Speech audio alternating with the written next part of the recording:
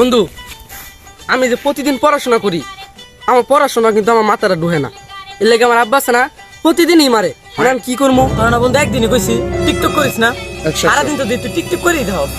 যাই হোক, টিকটক করে দিয়ে তো অভ্যাস হয়ে গেছে। টিকটক তার সারণ দিত না, যে তো অভ্যাস করে এলাইছ, যেটা তোর ছাত্রছাত্রীরা। তখন আমাদের এলাকায় একটা ডাক্তার আছে, ডক্টর বারেক। চল ওর কাছে নিয়ে যে, আশা করি একটা ভালো একটা সমাধান পাবি তুই। চল। আসসালামু আলাইকুম স্যার। ওকে, যাও, তুমি কালকে আবার দেখা করো, ঠিক আছে? স্যার, একটা পেশেন্ট আছে, অনুমতি দিলে ভিতরে আসতে বলি। ঠিক আছে, পেশেন্ট যখন আসে আসতে বলো। Yes, come in. এই কথা বলছিলা? আচ্ছা ঠিক আছে, একটু তুমি সাইডে যাও, আমি একটু বসি, সাইডে বসাই। কি বই কেন? বই কিসের জন্য? স্যার, ওর সমস্যা হয়েছে কি? আচ্ছা ওয়েট, তুমি একটু দাঁড়াও, তোমার মুখ থেকে বলো কি সমস্যা তোমার। স্যার, এই যে এই বইটা যে আমি পড়ি, আমার মাথাটা একটু ঢোকে না। আমার এই বই পড়ার সময় মাইর খাল লাগে। সবই তো বুঝলাম তোমার মুখের কথা শুনে। যাই হোক, এই জন্য আমার কাছে আসছো, তাই না? তো এটা সলিড সলিউশন আমি তোমাকে দিব। একটু ওয়েট করো, আমি তোমাকে দেখতে দাও ভালো করে, ঠিক আছে? তো দেখি তোমাকে। আরে স্যার, এ কি করেন? মাথায় হার্টবিট কি মাথায় থাকে?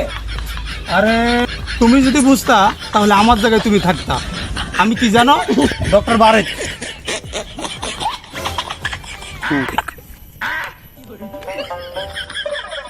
আরে আরে স্যার, এটা কি করেন আপনি? আরে তুমি চুপ থাকো, দেখো কি করি। আচ্ছা যাই হোক, একটু আসতে দিন, খোলাবার নাম।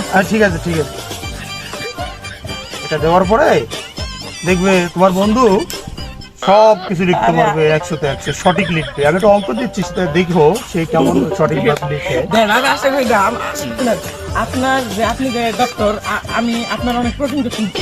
তুমি এতদিন যে অঙ্কগুলো করেছো, তোমার স্যার তোমাকে দিয়েছে, তাই না? এখন তোমাকে যে অঙ্কটা আমি দিব, ডক্টর বারে, এই অঙ্কটা আশা করি তুমি কি সহজে লিখতে পারবে, ঠিক আছে? অঙ্কটা তুমি লিখো তো। স্যার দেখেন। ও করছো?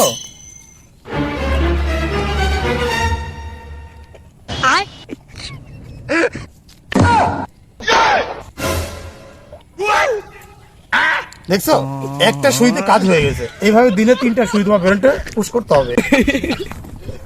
বাইগান।